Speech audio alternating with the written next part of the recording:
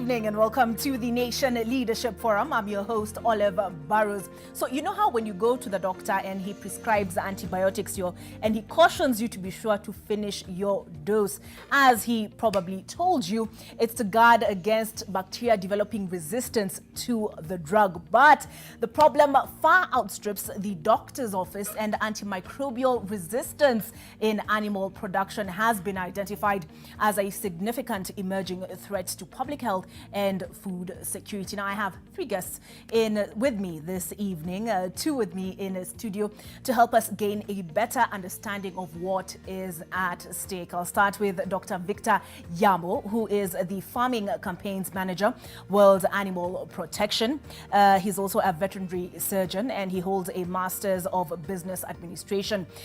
In the private sector, he worked in management at Kenchik and Equity Bank, and he's also worked in the NGO sector, including at World Vision International. Also with me this evening in a studio is Dr. Charles Ochodo, and he is Senior Deputy Director of Veterinary Services, and he's also the Head of Veterinary Governance and Policy at the Directorate of Veterinary Services. He's worked as a field veterinarian and he's lectured at the Meat Training Institute. He's also a member of the Kenya Veterinary Board. Away from the studio, we are joined by Principal Compliance and Enforcement Officer for NEMA, and that is Dr. John Mumbo, and he has 10 years experience in environmental management. He holds a BSc from JQAT, Masters in Chemistry from Maseno University, and a doctorate from the Technical University of Munich.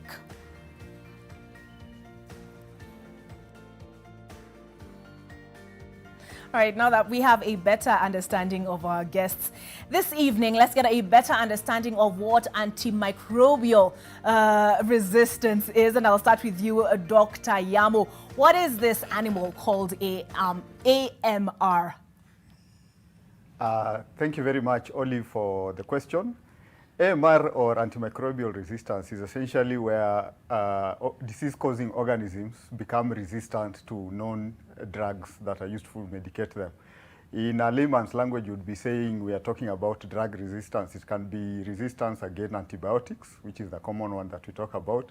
It can also be resistance against antiparasitics, like the drugs we use for worms. It could be resistance against antiviral drugs. So essentially that's what we are looking at. And I think World Health Organization and World Organization for Animal Health and FAO, Food and Agriculture Organization, then came together and said, because we are seeing a steady increase in resistance of these drugs, and we are not having enough drugs being produced to mitigate against what is becoming resistant, that we then celebrate in a week that ran last week from 18th to about 24th globally, to just then look at it and sensitize people around it. So that was the awareness week, and initially it was the antibiotic awareness week. Now it's the antimicrobial awareness. It's been changed to antimicrobial awareness week, and that's because this is a problem that far outstrips antibiotics. We're talking about fungal medication, viral, and also parasitic. Dr. Chodo, let me bring you in at this point. Why do we have two vets in the studio? Because most people would think, okay, wouldn't we have physicians in studio? Dr. Chodo? Yes, to add to what Dr. Yamo has said, antimicrobial resistance is really growing, is a growing problem in the country and in the world. And there are different reasons for this for Kenya. The main reason is actually the way we behave with the antibiotics or antimicrobials.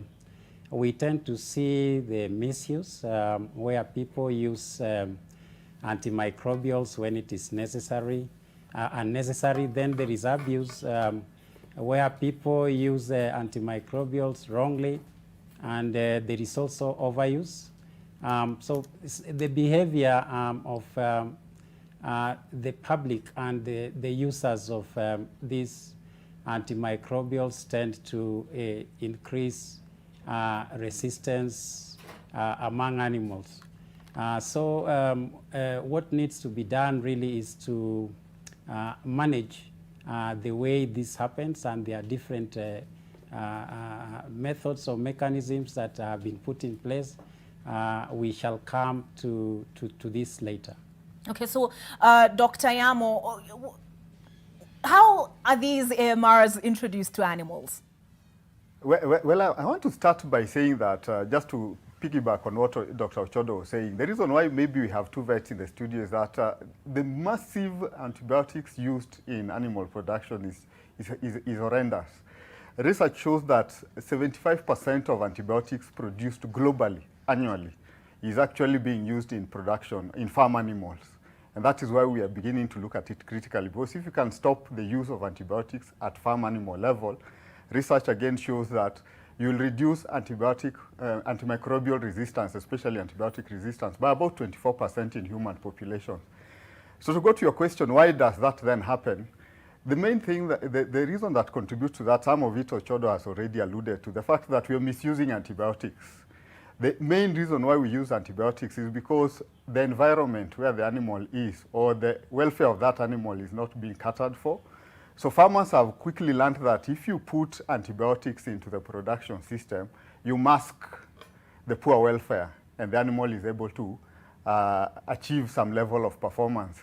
But in harsh reality, what farmers do not see is that when you add antibiotics or introduce antibiotics, either for growth promotion or to mask poor welfare, or to treat animals because they've fallen sick as a sequelae of poor production systems, you're actually adding another layer of trouble, because what comes out of that animal, and animals are very interesting, Olive, they tend to concentrate whatever you feed them on. So if you're feeding them or introducing antibiotics, what comes out is that there'll be antibiotics in milk, there'll be antibiotics in eggs, there'll be antibiotics in the meat, which then has an impact on human population. And maybe that is one of the reasons why we are looking at it.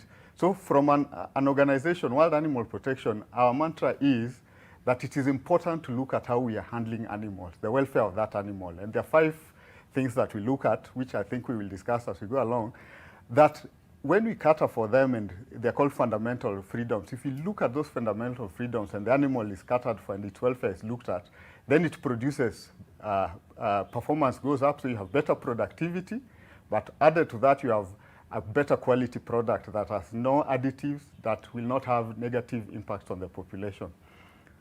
Yeah. Okay, so the other day I was watching the news and I saw parliamentarians in Thailand, I think, was it Taiwan? I can't recall, one of those tea countries. And one of them had permitted the importation of pork from the US, which they said farmers use a certain drug to make the meat leaner and therefore more profitable. So are antibiotics, Dr. Ochodo, used by farmers, for instance, to increase growth? Yes, this has been a problem in this country and in other parts of the world.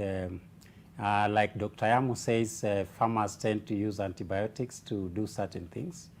And one of these things is really to promote growth. And they promote growth by controlling the microorganisms that might affect these animals.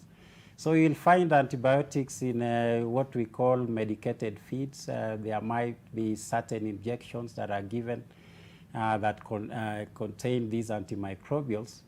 And in our country, we tend to see a bit of that in the poultry production. There's also a bit of it in pig production. But what is important to say is that as a country, we have banned the use of antimicrobials as growth promoters. So when farmers or animal owners do that, they are actually doing it against the law.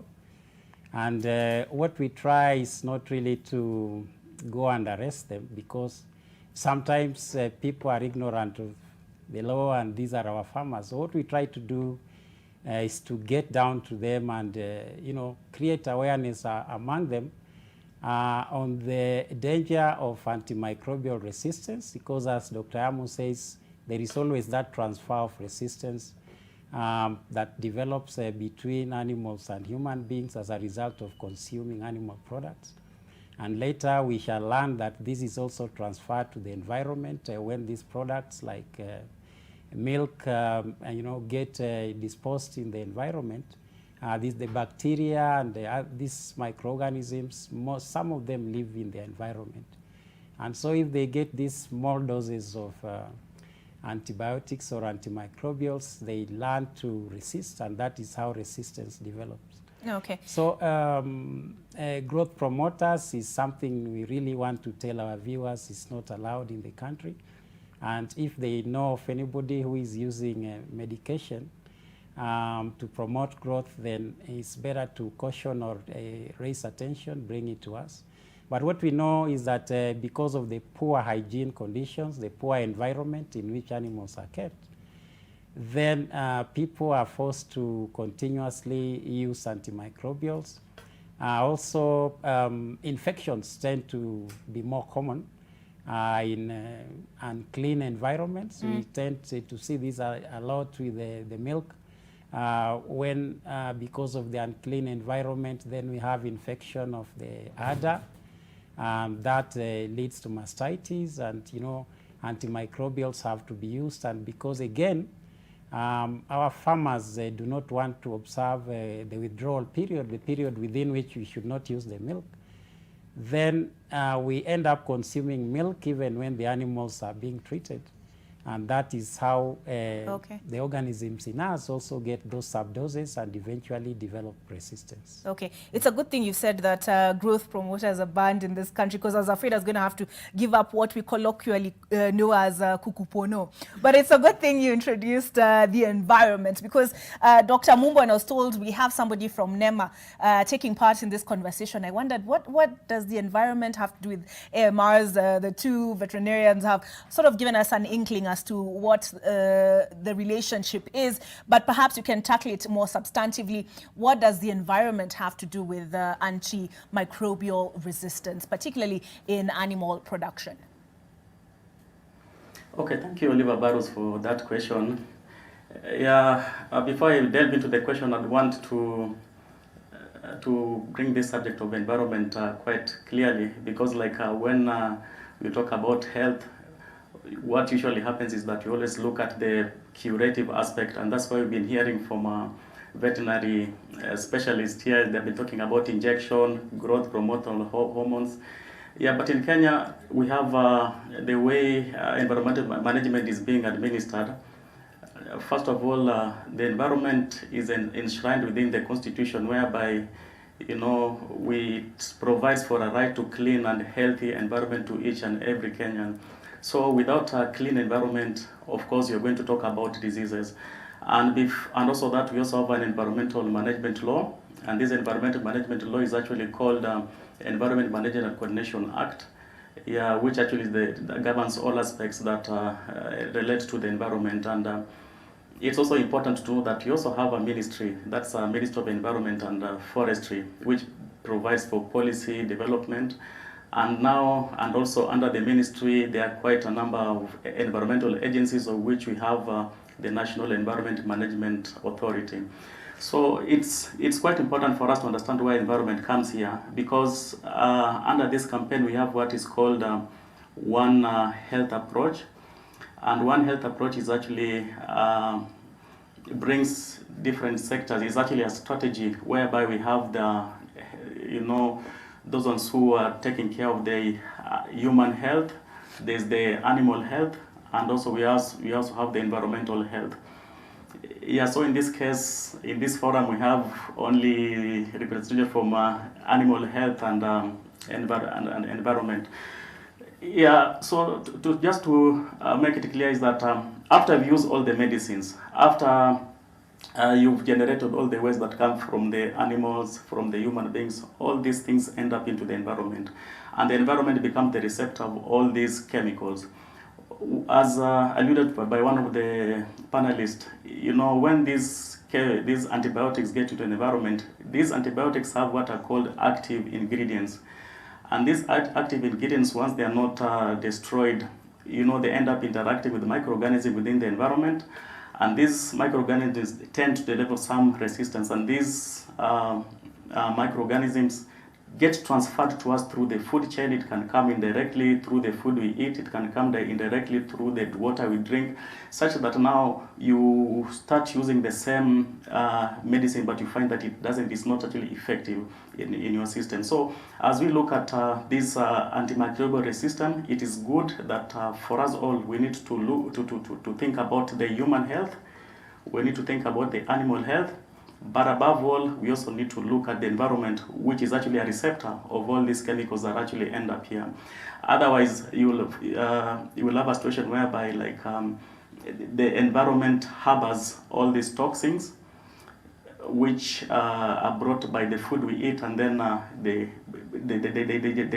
come and build this in the resistance indirectly within our systems. Thank you. All right. Dr. Yamo, I mean, okay, first, Dr. Mumbo, I'm a bit worried when you talk about water, because I was like, maybe I should become a vegetarian, but then if it's also the AMRs, antimicrobial resistant organisms are also found in water, then that's a serious cause for concern. But back to animals, I know there is person-to-person transmission, and there can also be a transmission through which we've all said, through the food we eat by way of animals. Over the COVID period, even with Ebola, there were certain animals, with Ebola, you are told do not eat wild meat, and bats, monkeys were blamed for transmission with COVID-19, but with the AMR, antimicrobial resistant organisms, what animals in close contact to humans should we be concerned about, or should we pay particular attention to? Dr. Yamo, that's to you. Thank you, Olive, for that question. I want to put it this way. A lot of, as I alluded to earlier on, AMR is essentially being driven by farm animals because of the intensive farming systems that we're looking at, and the fact that we're putting animals in very enclosed spaces, massive numbers of these animals, and this then has an impact on the welfare and the health of that animal. And I want to allude to one or two things that are critical and important. Earlier on, I talked about in animal welfare, we look at things known as fundamental freedoms. Animals have fundamental freedoms that they must enjoy. And interestingly, we even put that in the Constitution, because part of what the national government should be doing is looking at protection and protection of animals and wildlife. If you look at Schedule 4 of the Constitution, I think around about the 22nd bulletin. So that's how critical it is. But what are these fundamental freedoms for animals? Freedom number one is freedom from hunger and thirst, which essentially says that animal must be fed good quality food that is appropriate for its age. The way you feed a day-old chick is not the way you feed a laying hen, for instance. The way you feed a heifer is not the way you feed a dairy cow, a producing dairy cow. And what is important about what you're feeding the animal is that this is what the animal uses to develop its body. So for instance, and I'll give you a classical example in this country, when maize goes off or is rotten in the silos, what do? The most common thing is you hear farmers saying that it should be taken to the feed mill, and if you would Google and look at what has happened previously, that's what we do. But essentially the reason why you cannot use that maize for human consumption is because it has toxins, what are known as mycotoxins, for instance. The way the mycotoxin affects the animal is exactly the same way it affects human. In fact, some animals like dogs are even more sensitive to mycotoxins than human beings are. But the important thing to understand is that when you feed an animal with that maize, the animal does two things. One, it will concentrate that mycotoxin and put it back on your table, either in milk or in eggs or in meat. So the problem we were trying to avoid by scuttling around and taking the maize to the animal is actually coming back onto our table, because the animal then sends it back to us. That's one. But two, an animal that is fed and not fed properly or underfed or has not been eaten well is prone to disease. And that animal, it means that that animal will underproduce, and it also will produce poor quality products that then has an impact on what goes into the food chain. So that's one of the important things that we are looking at. As Mumbo has alluded to, water is critical, and that's why the freedom is about freedom from hunger and thirst. And a lot of our farmers don't even know what water to put into the production system. The rule of thumb is that if you cannot drink the water, don't put it in the production system. Don't give it to an animal. Because the reasons why you can't drink that water is the same reasons why that animal cannot consume that water. It's that simple. I mean, just the interconnectedness of it all is so astounding. I was in Nairobi West the other day and I saw some hens. My niece pointed them out. That she's Auntie Olive, look at the hens. And they were drinking the water that was being used to clean cars. Yeah. So clearly we need to pay keener attention to what we are consuming because it's all connected. I'll be back with Dr. Yamo, Dr. Chodo, and Dr. Mumbo after this break.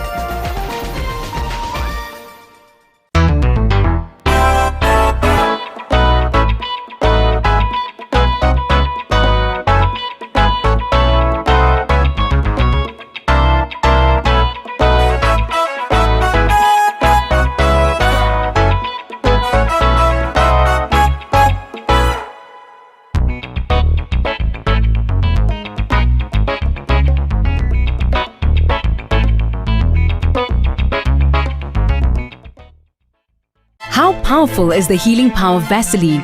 We applied Vaseline jelly to one leaf, the other we left alone. After just a few days, the difference is visible. Nothing locks in moisture better to keep skin restored. That's the healing power of Vaseline. Kila siku unapokaza mshipi, unapozidi bidii, unapoongeza maarifa ya kuimarisha maisha, unapoongeza nguvu ya kukusongeza mbele, unaposherehekea na kuwakaribisha wengine kufurahia nawe, unapojijenga kibiashara na kuonyesha penzi lako, unga unaozaidisha uko papo hapo, kuzaidisha utamu wa maisha kwa kila namna, kila mara. Familia ya Ajab imeongezeka ili uzidishe mapishi. Mambo ni Ajab.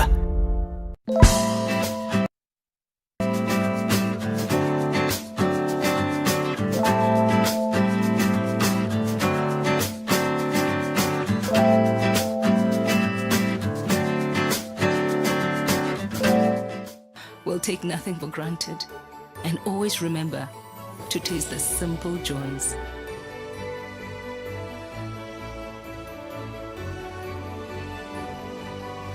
Enjoy the magic of Christmas with Coca-Cola.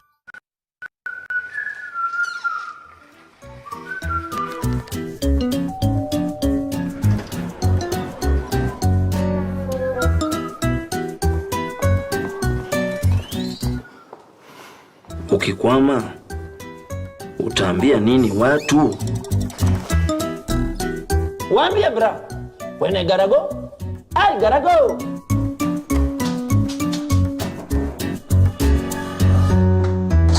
Ay, sweetheart, kwani lori imekata break? Bra, when you gotta go with Neptune.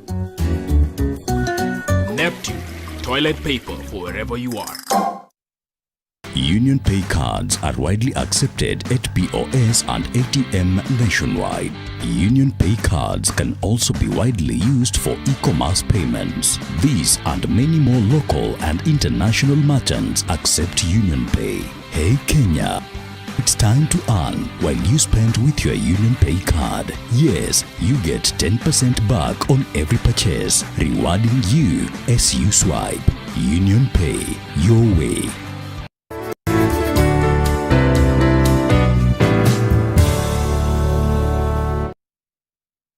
Every spoonful of Nutri comes loaded with the necessary vitamins, protein and minerals for you and your family to become healthier and stronger. Pick up a pack today from your nearest store. Nutri, every spoonful counts.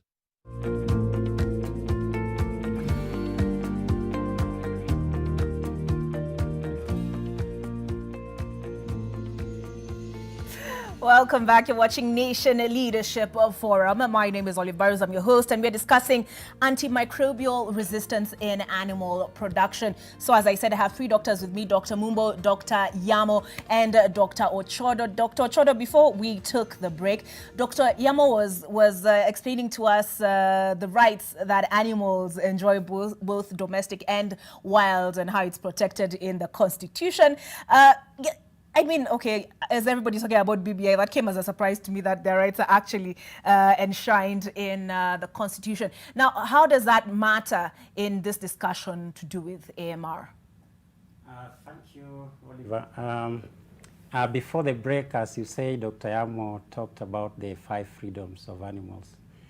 And these 5 freedoms are really important even in the practice of animal health and food safety. And as a country, we have protected these freedoms in a law. We call it the Prevention of Cruelty to Animals Act. And under that law, an animal owner or anybody in whose custody an animal is supposed to do certain things, including observing of those freedoms. And those freedoms, when observed, of course, the animal will be comfortable, and all those things that Dr. Yamo said will happen to the animal. But what is often forgotten is that when you observe these freedoms, then the need to use antimicrobials on animals is almost eliminated or reduced quite significantly, because with proper feeding, no pain, no injury, freedom from thirst and water, you tend to lower the stress in animals, and with that, then the immunity is boosted, and the animal is able to resist a lot of infections in the environment. And if you want to understand this, look at the animals in the wild and the domestic animals. The animals in the wild could be said to have those freedoms, almost all of them. They are in their environment, they are free to do whatever they want, there is feed and so on. But if you compare that to the animals that are domesticated, where we have certain controls, we could be underfeeding and the environment could not be right, and all this exerts stress on the animal and lower immunity and increase susceptibility to disease. Also, before the break, you had asked the question, which animals are important in antimicrobial resistance? Actually, all of them, particularly when we pay attention to the environment. But in terms of food safety, in Kenya, there are certain animals that we are noting are increasingly becoming important in regard to antimicrobial resistance.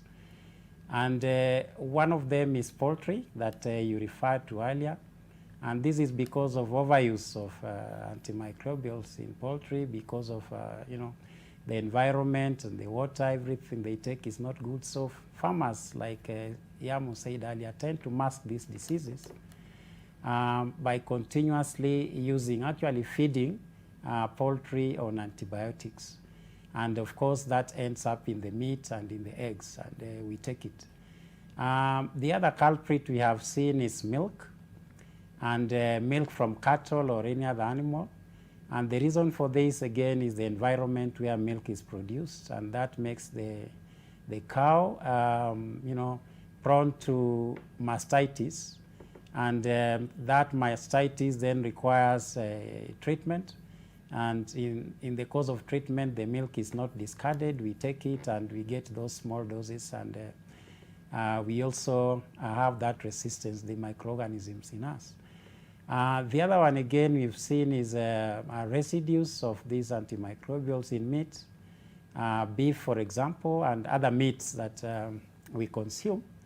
We've tended to see certain residues of tetracycline, for example. That is a drug that is widely used in veterinary medicine. And because we consume this meat continuously, again, we are being exposed to these subdoses. It's also important to indicate that heating or boiling hardly makes meat safe because most of these chemicals are very stable, and even with under high temperatures, they survive and they get into our system, and then they create problems in us similar to those in animals. Thank you. Okay. That raises a couple of problems for the end user. When you tell me that even if I if I cook using really high heat, it doesn't necessarily get rid of the antimicrobial resistance, then what do we do? Are there certain standards, are there certain seals that we should look for when we go to purchase this meat? And I'll come back to you, Dr. Yamo and Dr. Ochodo, on that particular one. As an end user, what can I do to protect myself? Dr. Mumbo, environment, the two gentlemen keep raising the question on environment, and especially with COVID-19, we had scientists telling us that humans encroaching on animal spaces part of what is bringing up these diseases. Why, again, the same question I suppose I asked you before, why we cannot afford to leave the environment out of this conversation, given the One Health approach? Okay, I think I kind of emphasize the provision within the Constitution that says that that provides for a right to a clean and healthy environment. Yeah, basically, research has actually shown that environmental pollution is actually a major contributor to antimicrobial resistance. For example, when we have air pollution, and this air pollution or the particles contain particles that have got genetic materials which have got resistance to some of these microorganisms that we treat using these antibiotics. We can inhale it through the breathing. We can get this through the water we drink. We can get this through the food we eat. And once it gets into our system, it's not effective when we use antimicrobial in treating ourselves. For example, you mentioned about COVID-19. There's a research that has shown, like in Germany, where there was a high levels of pollution. For example, when you're talking about the parameters, specifically what is called particulate matter, that is the dust, but 2.5. And there's also nitrogen oxide emission. There's also the issue of the temperature and also humidity. There was a correlation that actually showed that where there was some elevated levels of pollution, there was also an increase in the levels of COVID-19, but that is actually a study which is still going on, and I don't want to overemphasize on that. But this can also be seen also in the numbers that we report here in Kenya. You find that we report a lot of cases in the urban areas as compared to other areas. So as long as our environment is dirty, as long as our air is polluted, of course you can be very sure that we shall be sick. And just trying to get into the subject about the role of environment and antimicrobial resistance. Antibiotics, according to in the Environment Management Coordination Act and also the Waste Management Regulation, this belongs to a category of special waste. This is actually the medical waste. And if it's not treated well, normally what happens is that when you collect these antimicrobials, you have to make sure that the active ingredients within the antibiotics are actually inactivated before you can dispose them into the landfills, or maybe you can subject them to incineration. If this treatment, waste management treatment, is not effective, then you'll find that these remain in the environment. There's also, like the presenters who have talked about the poultry farming, they've talked about milk production through the dairy cows. Ultimately what happens is that if these antibiotics are not utilized or come out of the system, they get into the environment through the manures. And once we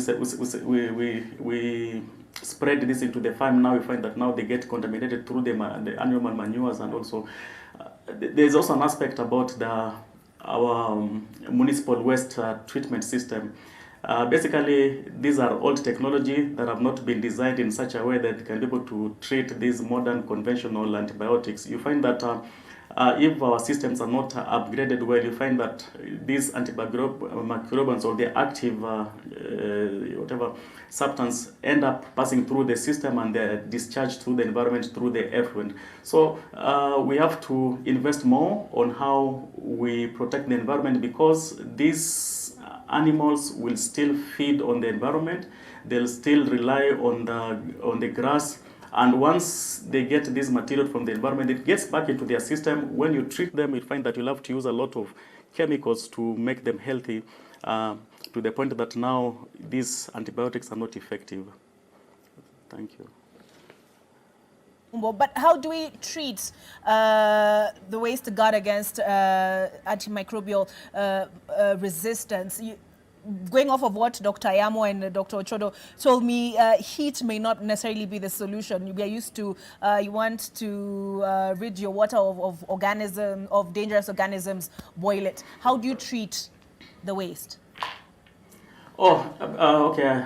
When it comes to treating the waste, normally when you're dealing with this kind of special waste, we recommend incineration, and these actually we have incinerators that have got 2 chambers and have got elevated temperatures to up to the level of 1,500 degrees centigrade, and under that kind of environment, these microorganisms cannot actually exist.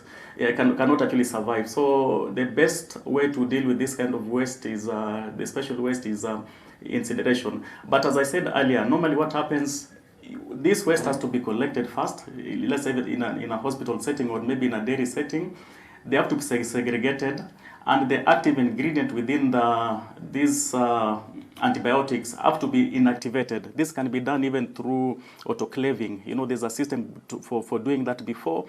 Before they are actually taken out to incineration, and after incineration, now you can take the waste and discharge them into the landfill. So there's no way about it, because it's actually what we refer to as a medical or a hazardous kind of waste. Dr. Ayamo, I'll bring you in at that point. I don't think my gas cooker can reach those levels of heat. But how can we as the consumers protect ourselves? Is there a way to safeguard or to guard against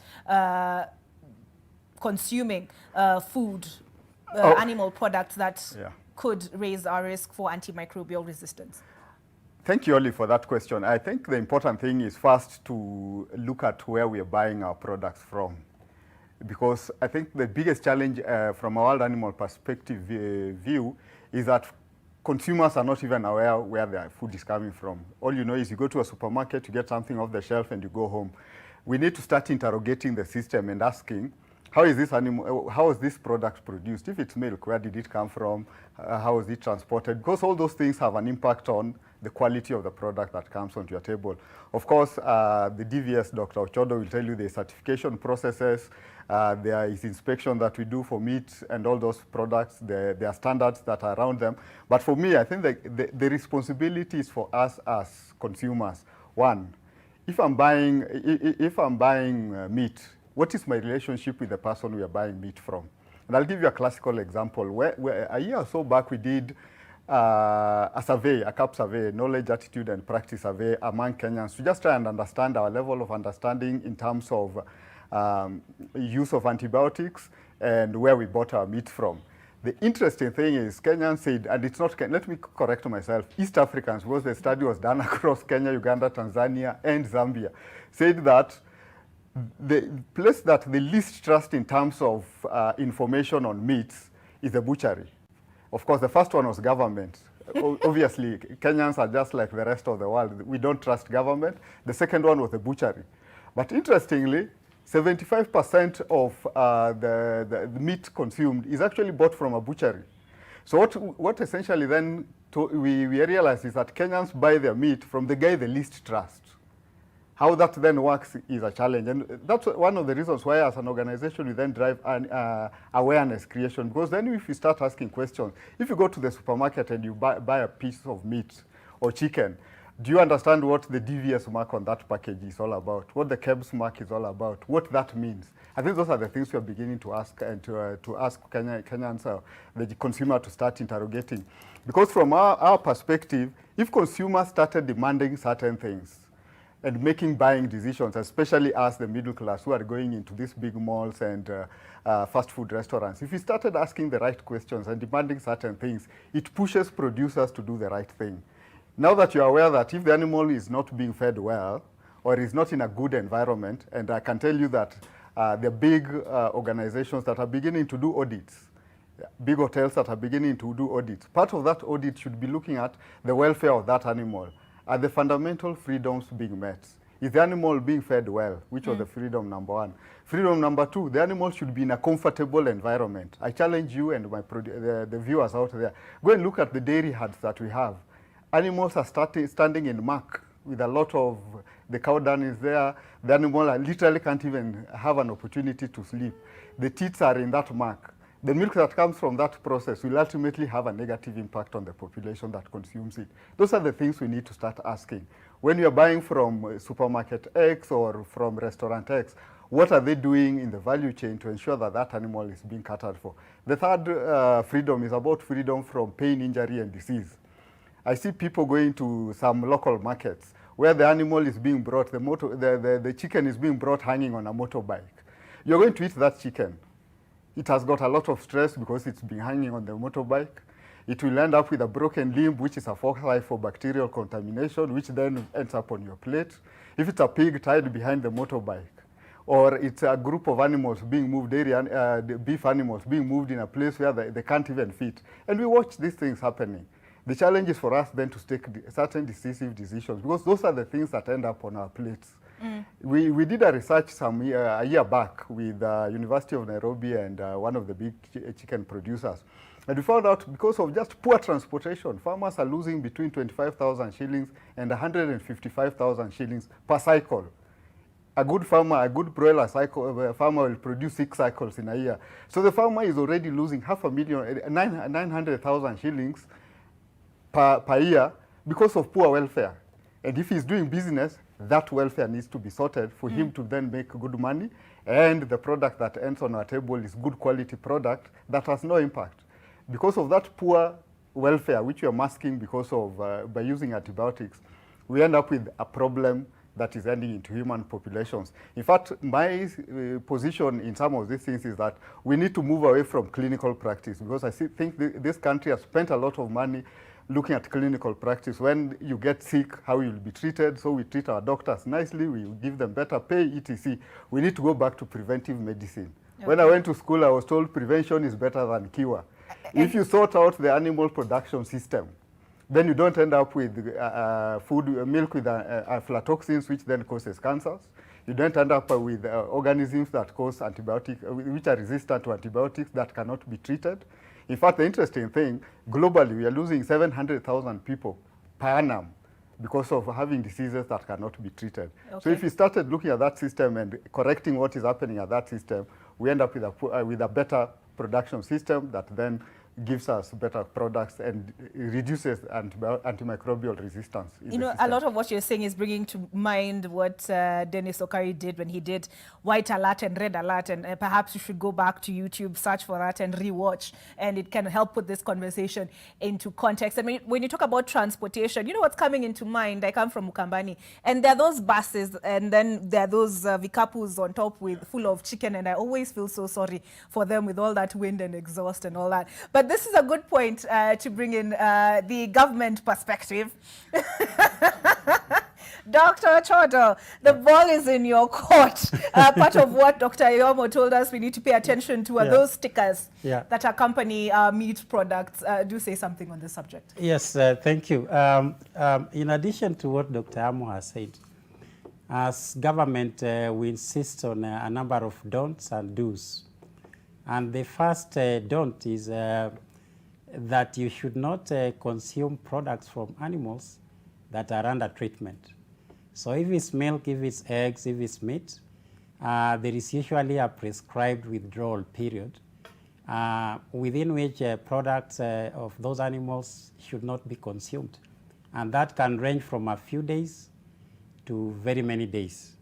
Number two, the do that we insist on is to carry out measures that reduce the need for use of antimicrobials in animals.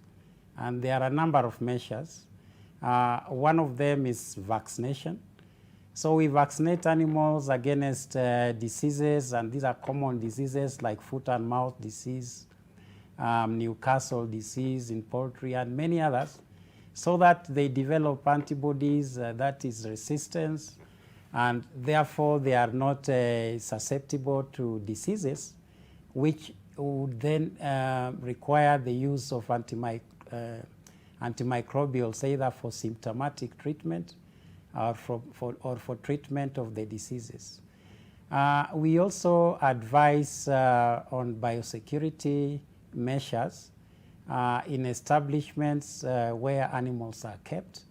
And biosecurity measures basically involve prevention of disease-causing organisms getting into your establishment. So you observe hygiene, you reduce visitors, and you check on the sources of feed, water, and so on, so that at any one time you are sure your animals are not exposed to what could cause specified diseases. As government also, we advise certain control measures like vector control, or vectors are simply living organisms that transmit disease, and examples are mosquitoes and ticks or tsetse flies. So there are control measures we have put in place. And if we control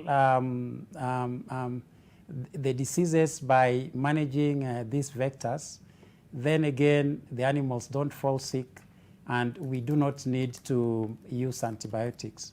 So to help us, that we have created, the country has created as an agency called the Veterinary Medicines Directorate that oversees that and helps the public to understand some of these things.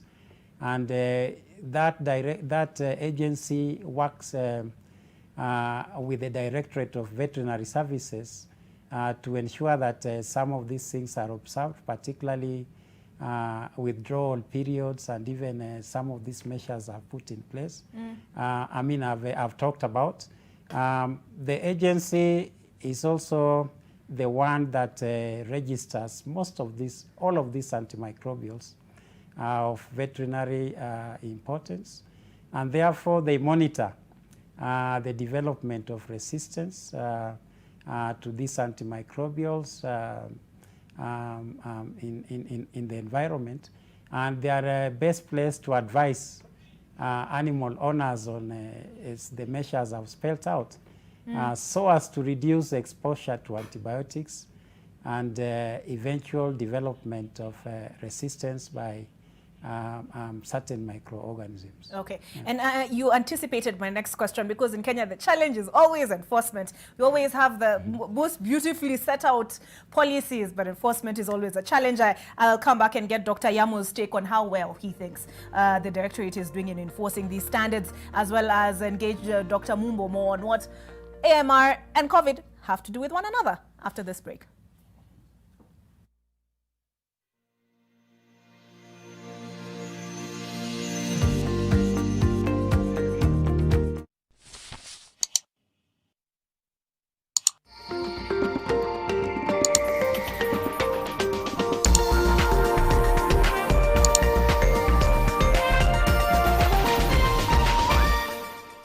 Jichanue na data statements, kujua vile bundles zinatumika. Dial *544# and select check balance. Kumbuka pia, the first time you access your data statements, una get 200 MBs completely free. To help fight the spread of coronavirus, learn Lifebuoy's hand washing habits. Wash hands with soap or use an alcohol-based hand sanitizer. Together, let's help fight the spread of coronavirus in Kenya.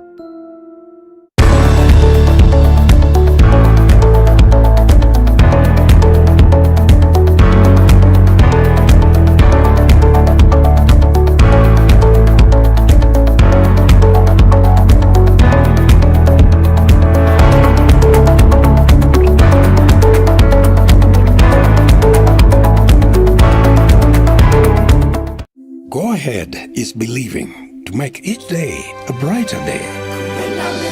The confidence to create opportunity.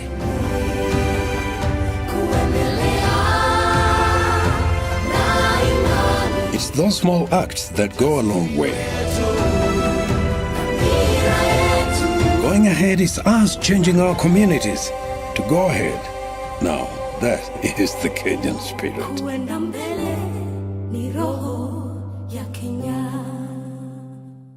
Nivea Men Deep Antiperspirant with the power of black carbon formula. 48-hour protection from sweat and bacteria. For a deep, clean feeling that lasts. New Nivea Men Deep Antiperspirant. Nivea Men. It starts with you. Official sponsor of Real Madrid. In Kenya, 1 in 2 children suffer from cavities. Brushing with Pepsodent removes bacteria and repairs tiny holes before they become cavities. Because every smile matters. When the world changed, it made us go back to the simple joys and love the little things even more. Like serving up your best, eating together, and sharing more. Now, we'll take nothing for granted and always remember to taste the simple joys.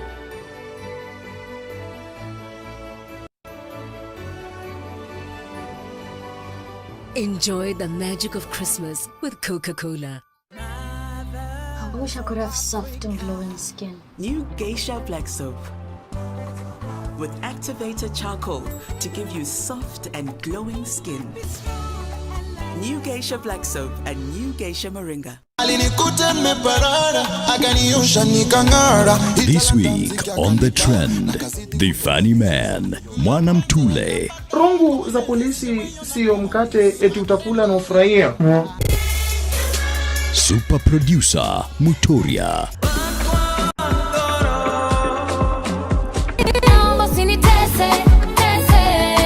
The melodic singer Mel. On the decks, DJ E.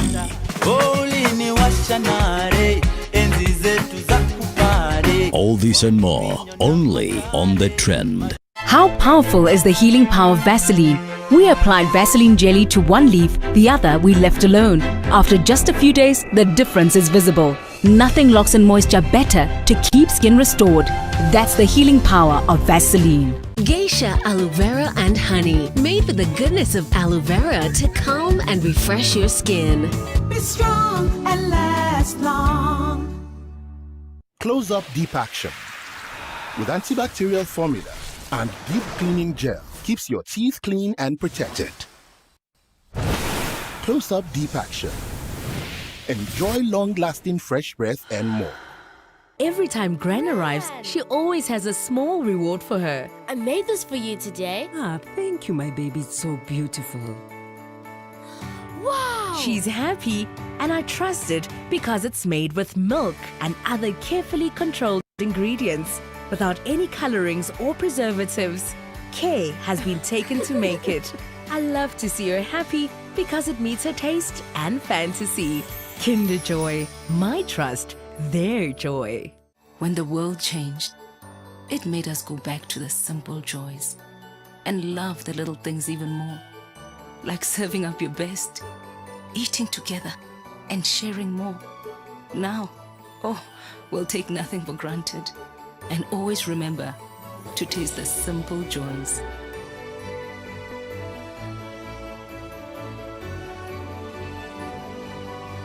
Enjoy the magic of Christmas with Coca-Cola.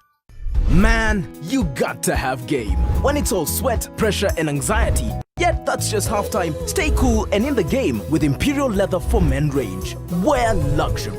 A little luxury goes a long way. Do more to protect yourself and family from viruses that remain on the clothes. Separate laundry that has been exposed and do not shake to minimize the possibility of dispersing the virus through the air. Soaking your laundry in water and hand washing powder does more to kill germs than just a normal wash. After washing, dry your clothes in direct sunlight.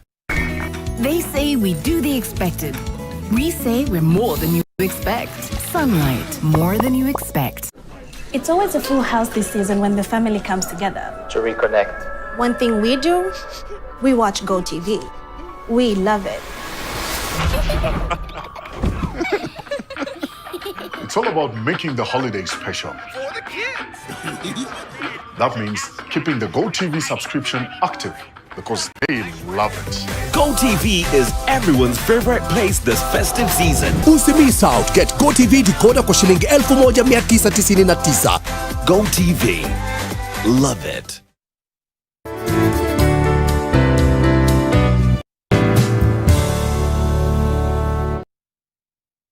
Every spoonful of Nutri comes loaded with the necessary vitamins, protein and minerals for you and your family to become healthier and stronger. Pick up a pack today from your nearest store. Nutri. Every spoonful counts.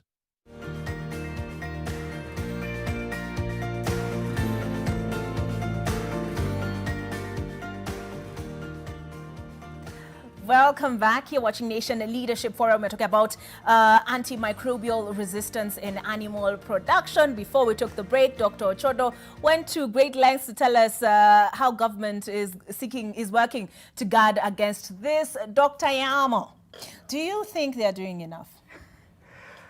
Thank you, Oli, for that question. The way I want to answer it is what the general public feels. And we as an organization, World Animal Protection, conducted an international poll around use of antimicrobial and who should be held responsible for certain things. The poll was done in 15 countries across the globe, Kenya being one of them. We had 15,600 respondents. Kenya, each country had about 1,000. The important thing that came out is that generally, people feel that government is started to do certain things right, but there are things they need to do better. And 2 or 3 things came out clearly. One, government needs to start tracking and monitoring who is using these antibiotics. When I worked in another life, when I worked for another organization, we tried finding out how much antibiotics are used in this country. And the challenge is, at that point, it was difficult to get what goes to humans and what goes to animals. And so I think while government is registering these products under the Veterinary Medicines Directorate, we need to start also looking at monitoring their use, going to the level of the agrovet. If the agrovet dispenses 15, 20 vials of that antibiotic, where is it going to? Because as far as I know, and the law is very clear, antibiotics are prescription-only drugs. So how farmers go to an agrovet and buy them over the counter is something that we need to start dealing with, especially if you're going to start using these drugs in a prudent manner. Okay. The second thing, which I think is important, is that government has also started setting out certain policies. And in this country, I think Dr. Ochodo can confirm, we have a national policy for reduction of antimicrobial resistance and a work plan that goes with it, which organizations like us have been contributing to and trying to ensure that it is being delivered. As you said earlier on, it's not just a policy that's sitting on the table, but it's being delivered. And I think I must give credit to government that that is ongoing and we are engaged. There are certain things that we are looking at in infection treatment control. As Mumbo said, bringing together all players in a One Health sort of forum, and that is critical and important. I think we need to push it even harder. My feeling is the last 2 years we've stayed more at the national level. We need to go down deeper to the county level so that counties are actually engaged, because both veterinary and human medicine are devolved and it's something that they need to look at. I like what you've said about the agrovets. And Dr. Mumbo, if you thought you were getting off easy, no, you're not. Unajua umeniingiza baridi ukiongelea mambo ya air pollution and water. Yeah, what is NEMA doing to guard against antimicrobial resistance? Okay, what NEMA is actually doing is actually creating education and aggressive environmental awareness. For example, this topic of microbial resistance is actually an emerging topic and people don't know about it. And especially it looks more or less about a pharmaceutical field, but not very much an environmental field in nature. So the issue is to educate people about this resistance, about antibiotics, and once after they've understood about antibiotics, now put into systems that will actually deal with the waste that are generated from our health sector, how we shall be able to do or do proper farming. For example, when you are treating your animals using antibiotics, the manure that you collect during that period of treatment is not actually what you should actually use within the environment. You also need to train them about even when there are, some even practice aquaculture, that is actually fish farming. And like for fish farming, when you put them into cage and you want to treat them, you have to normally, apply antibiotic into this, and you find this getting into the environment. So basically, training them about these antibiotics, letting them know that, these are, besides treating us, they are toxins, and we have to know how to use them so that, we don't overburden the environment. And as one of the presenters mentioned there, there's a national action plan for the prevention and control of this antimicrobial, which was already developed, and the Ministry of Environment also sits within that within action plan. And one of the outputs here is we've developed waste management guidelines for the health sector, and also waste management guidelines for the veterinary sector. This actually gives a proper methodological approach on how you collect waste, how you categorize them, how you treat them before you dispose them into the environment, and also it gives recommendations on how that will guide research on how to improve current waste management system that have been used to dealing with the old type of waste, but not this kind of waste system. And in addition, we're also doing environmental monitoring and also research. For example, we've been doing air quality assessment, especially of the urban areas and the areas which are polluted. It's really important that we really want to know how, which cities, which sectors. For example, within the city, we want to know the quality of air within a residential area, within an industrial sector. Why the quality of air?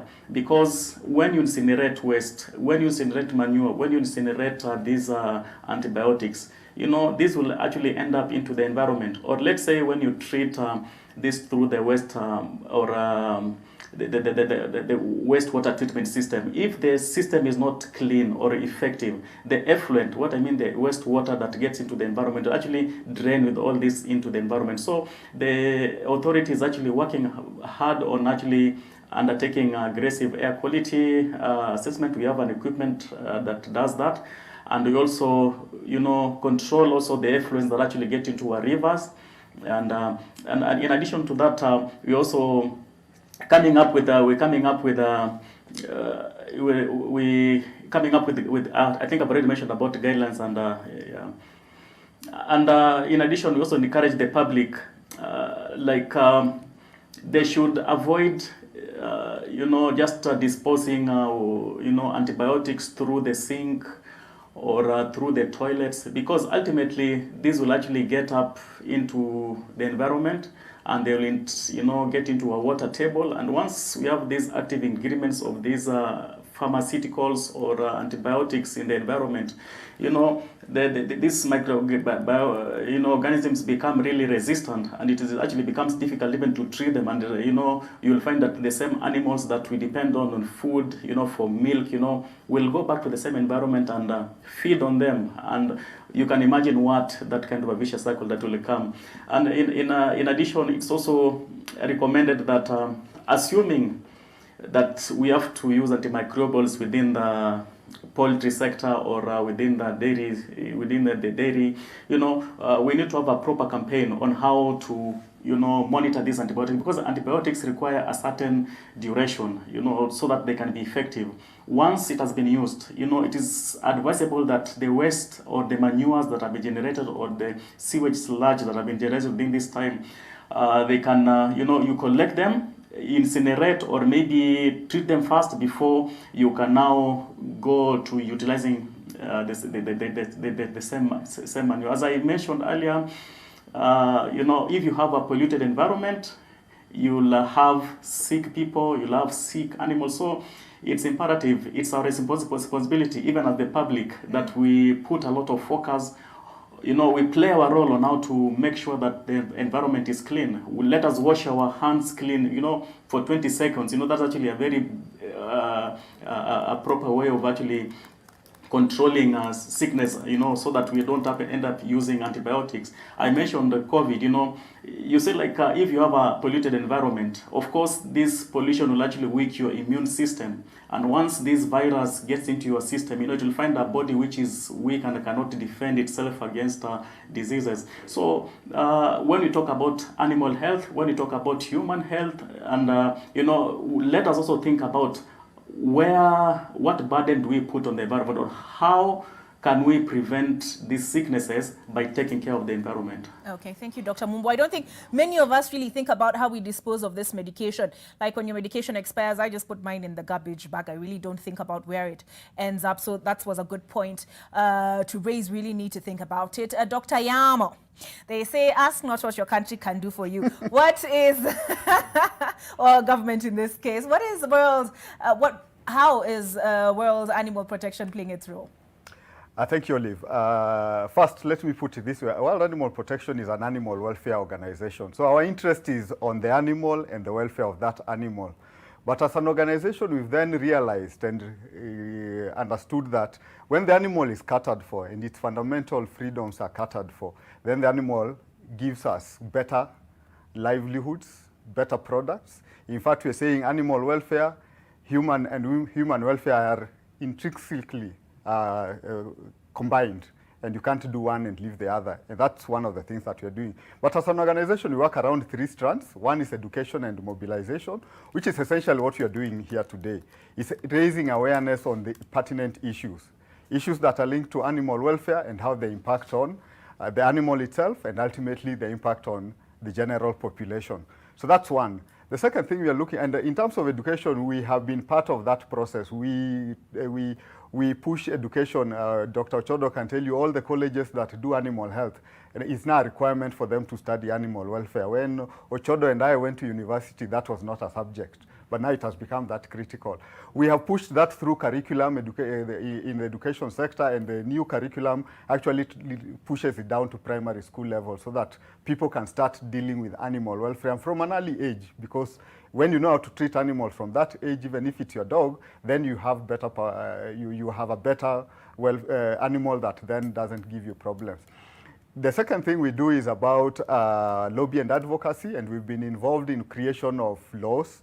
Currently, we have a law that is going through the system, I think Dr. Ochodo knows, around Animal Welfare and Protection Bill, which is about improving on what Ochodo talked about earlier on the Prevention of Cruelty to Animal Act, CAP 366. Beyond that, we've worked globally. In fact, in Africa, we've worked with the African Union to develop the African Animal Welfare Strategy for Africa, which is what is driving animal welfare on the continent. And we're trying to get it into the regional economic communities and down into national. The Kenyan one, I think we have a draft animal welfare policy that is also going through that system. So that's part of what we look at, trying to drive that agenda. The last is what we call catalyzing sustainable solution, which is about working with critical sectors of industry and critical sectors of society to ensure that good practice is then pushed down is adopted and then is upscaled. So for instance, we are working with big producers, both poultry and pigs in this country and in this region, to look at how can we then improve on production systems. I want to allay a fear, because I had something might get out of here that chickens are bad because they're all being pumped with antibiotics. I think that's not the correct position. The position is that there are players in the industry that are doing the correct thing. I've worked in that industry for the last 20-something odd years, and the reality is that we as a country can produce chicken or pigs without using antibiotics. And what we need to do is to push it to the next level, the small-scale farmers, so that they do the right thing. If they get the right housing, they get the right food, they do the proper vaccinations, they allow the animal enough space, then we'll not have challenges with antibiotics. So we are working with industry. We are also working with the retail sector, because ultimately it's about the food value chain, and asking them to do certain things. Start doing audits of your suppliers. Start demanding certain things of your suppliers. Go to the supplier and look at the biosecurity that Ochodo is talking about. Look at how they're handling the animal. Is it being fed properly? Is there traceability to that system? You should be able to trace from farm to fork and ensure that whatever is at the table, if Olive goes to a supermarket and picks a piece of chicken or meat, they should be able to tell Olive which car it was transported which feed it fed on, the feed was made from what maize or whatever. Yeah. So essentially that's what we're trying to do, is just to rally the general public and everybody towards understanding the importance of animal welfare and connecting it to the food that comes to the table, to our livelihoods, to food safety, to food security, and all those things. All right, and it's a good thing, Dr. Yamo, you provided that clarification that not all chicken is bad. I was very close to turning my veranda into a chicken farm. Dr. Ochodo, I want to give you the last word on this subject matter. Why is this an important conversation to have now, especially with COVID bringing to the fore the issue of infectious diseases? Yeah, thank you. This is a topical conversation, particularly now that we have the COVID-19 pandemic. COVID-19 pandemic is an emerging disease. And in recent times, we have had a number of emerging diseases. You remember Ebola, you remember the severe acute respiratory syndrome. You remember things like avian influenza and many others. So the nature of emerging diseases is that the world is not prepared for them, and therefore there is hardly any medication that can be used to manage these diseases. So what happens is that the medical fraternity tries to manage the symptoms of these diseases as research goes on to discover what can really be used to take care of these diseases, either as antimicrobials or as vaccines. So in the case of COVID-19, we saw what happened when it came. It started as a small thing, and we saw the symptomatic treatments that were put in place. You remember certain antibiotics that were prescribed, and the symptoms that happen, like pneumonia and organ failure, all these things that happen within the body are managed using the current antimicrobials. So as we go forward, it's very important that we protect the antimicrobials that we have, so that we can use them to manage the diseases that exist and any diseases that are likely to come as we prepare to deal with those diseases. Okay. It's also important to remember that research in antimicrobials takes a long time and is expensive, and most of what we are using was developed many years ago and is still very relevant, so we really need to protect some of these things. All right. And in the phase of COVID, you also had some very old medicines like hydroxychloroquine and so on were mentioned earlier, for the control of that disease. So it's always important to protect these antimicrobials for use. Yes. Thank you so much, Dr. Ochodo. That concludes Nation Leadership Forum for tonight. We are making way for NTV tonight with Mark Masai. But if you're thinking that I'm a farmer, this conversation does not concern me, no. As you heard from Dr. Ochodo, these antimicrobial resistance is affecting the efficacy of medication used to treat UTIs, medication, even ARVs, medication used to treat STDs, and even TB. So this is a conversation that we all need to have. Pay attention to what we can do as citizens to guard against antimicrobial resistance. As I said, it's been a pleasure. Thank you, Dr. Mumo from NEMA, Dr. Yamo from Animal World Protection, and also thank you, World Animal Protection. Apologies, Dr. Yamo, and also Dr. Ochodo. Thank you so very much, gentlemen. Keep it on TV.